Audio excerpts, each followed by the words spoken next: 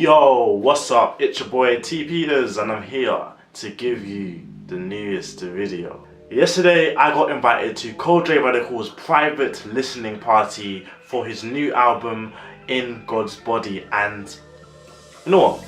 Let me not even spoil it yet. All I'm gonna say is I listened to it and I'm gonna give you my recap / review of the day. Don't forget to drop a like and subscribe to the channel for more content, especially if you like this video.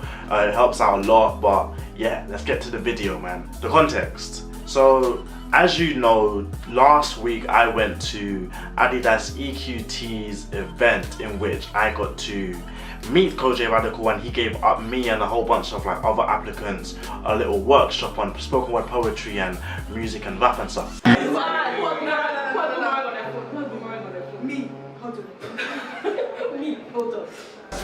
The next day I felt that it was finally time to start off my YouTube channel, and so my first video was basically like a recap of the Adidas EQT event, and it was about Kojey Radical. So anyway, long story short, Kojey must have saw the video on Twitter and he said to me, yo, I'm gonna try and get you into my listening party. And I was like, I was gassed, I can't lie, I was gassed. So I travelled all the way to Nottingham, yeah, to get my university house sorted, and back to London just to attend this guy's party. So when I got back to London, it was in Bethnal Green in the Boiler Room. You know, the Boiler Room, that big like club space where you get all these underground artists doing DJ sets and stuff like that. When I got there, it just had a bunch, it was really intimate. Like, it just had a whole bunch of Kojey fans and friends just chilling, hanging out and listening to music and just talking and getting to know each other. I brought my friends with me yesterday. Don't be rude. And we just vibed, man. So we got it. We just vibed. We literally just vibed. It was lit. So we went into the Boiler Room. We went in this little private space where there was a projector and a film playing. It was a film of Kojey Radical talking about the album and, you know, the whole process of making it. And it was really interesting, actually. It was very interesting to find out more about how Kojey writes and how he thinks when it comes to music and poetry. I really was quite inspired, actually. Him and his producer KZ did a really good job on the album, I will say that, if anything. So cool, we watched the documentary and then the movie stopped and Kojey came in and he was like, thank you everyone for coming, get ready, this is my album. And literally we were all just there, huddled on the floor. Some was standing up, some on the floor. It was really tight, it was really squishy, my legs fucking hurt. And Kojey put on the album and it was dope. There's a question here. Alright, boom. So this here, yeah, it's in the Dinkra, you know what I mean, symbol. Basically means like let God in, feel God, embrace God, let God inside, all that kind of stuff. Ghanaian symbol. Followed me throughout my childhood. When I was creating this project, I went to the studio the day after 23 Winters, and I went in and KZ said to me, what do you want to say? And I said, I feel like I've said. So the first song that was on the album was Utopia, and it was this really gripping, anticipation driven song. From the beginning it started off so like a build up, like it just got you excited for the album. It was like how an intro should be, you know what I mean? And it really just set the tone for the whole album. A couple highlight songs that he played that day include No Photos, which was this hard banger. This is the second song in, yeah, and me and my friend, we were just vibing. Like, No Photos dropped, you were like, oh, sick. And then to top it off, the third track after that, Mood, featuring Gets, 140 BPM, poetry, spoken word stuff. Are you mad? That was insane. Like, and then the Gets feature. I mean, it's Gets, the legend.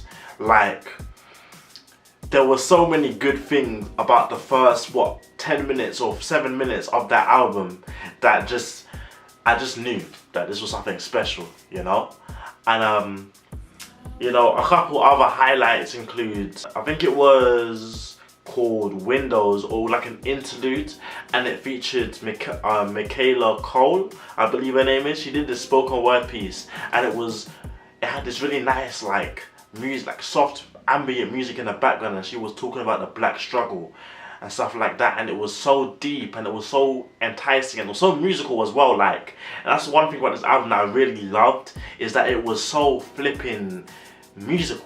You know, rap, sometimes it can be kind of loopy, if you know what I mean. Like, it never really changes. It's always the same kind of beat. Kojey's album, the instrumentals, you know, KZ and all these other guys, they all did this. They all added something throughout the song, you know? And I thought that was special. It just made the whole experience a real vibe. Like, you never really know what's coming next, and that's what I like. I think another good, one of my favorite songs actually, I won't talk about it again, but 700 Pennies is a real good highlight. You should check out my other video. I think it was my last video from last Friday. It's basically 700 Pennies kind of a review of the song. But that song, amazing basically. Afraid, very ambient, very dark and very personal.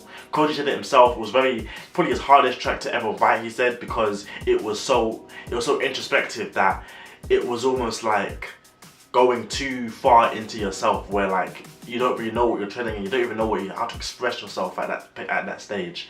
That's what Afraid was to me. It was a good song. I didn't like it as much as the other songs, but like I like the sentiment of how it was created, you know?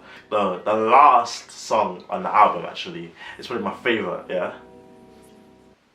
Icarus. If I spoke about my story, would they believe it? Have a glass of cup with these poems so they can see it. Rather they admire my tone and verse features. Wait, born and raised in Hackney, never seen the ocean, never learned the language. Hey, Icarus. It's mad, you know? The outro, Icarus. Watch out for that, innit? This is all I'm gonna say. It was insane. Yeah, like, the albums are so well done, man. It's so well done. And then, yeah, it was great. It was great. I mean, after all of that happened, we got this like Q&A session with Kojey.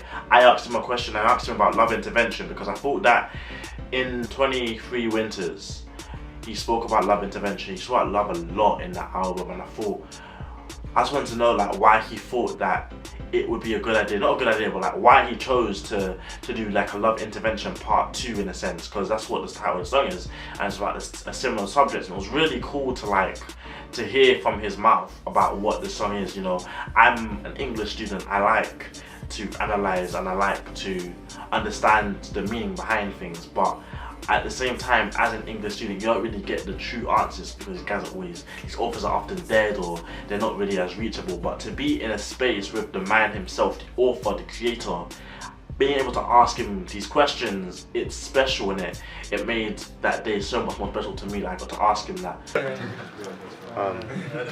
So like Love Intersection. Yeah, vibe, like, innit? Bang on. Hard. Don't lie to me.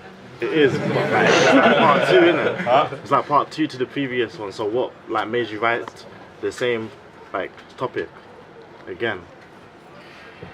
Love doesn't go away. Do you know what I mean? It's one of them things that my dad on the last project, he said, "What do you know about love?" And then he laughed at me because he realised I don't know nothing. But I'm figuring it out as I go along, and actually being able to express yourself, for me, love is more than just the idea of like companion.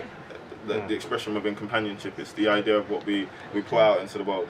Love can take many forms, and for me that lyric, even though it feels like a love song, the first lyric is they show love to take love, that ain't love, that's fake love. And it's like me kind of growing through everything that I was experiencing in the industry. It's like I'm just going to celebrate the fact that people might just fake love me for a while. Do you know what I mean? Like, this is just like what it is. It's an intervention, it's an intersection, it's something that breaks up everything that's happening. It's a reminder. And love doesn't go nowhere. I don't know what love is. I ain't really done it too well, but I'm gonna figure it out. Alright, so it was dope, man. It was so dope. Everything was dope. Everything was dope. Everything was dope. Flipping wow. So like, yeah. In God's Bond is gonna be a mad album. I can't wait for it to come out tomorrow. You're gonna watch this tomorrow because I don't wanna like ruin his, you know, the rollout of the album or anything like that. So tomorrow when it drops on the 1st of September, you're gonna be very happy. That's what I'm gonna say. Buy the album, man. Buy the album. Yeah, but that's really my recap done. Like after we got the listen, we all applauded, we got our Q&A session, and then we had a little party at the end. DJ Selector, his name was, he started, you know, spinning tunes on decks, like real bangers, and we just partied and went home, and it was great, man. It was great. I'm so glad I went, you know, I'm so glad I went. I'm really happy, and yeah, you guys are gonna love the album, that's all I'm gonna say. Anyway, with that said, guys, I just want to say thank you for watching the video. Make sure you subscribe and like the video because it helps me a lot. If you can help me with that, I would greatly appreciate it, especially if you want to see more from me. Subscribe and like the video. But yeah, man, I'm really excited to get this album in my hands. Like, after hearing it, I want to hear it again and again and again and again, but gotta wait, innit? Gotta wait. Anyway, that is it. Love you. Goodbye. Deep thoughts in the outdoor gym. Thinking if Ma would respect my sins. If they told her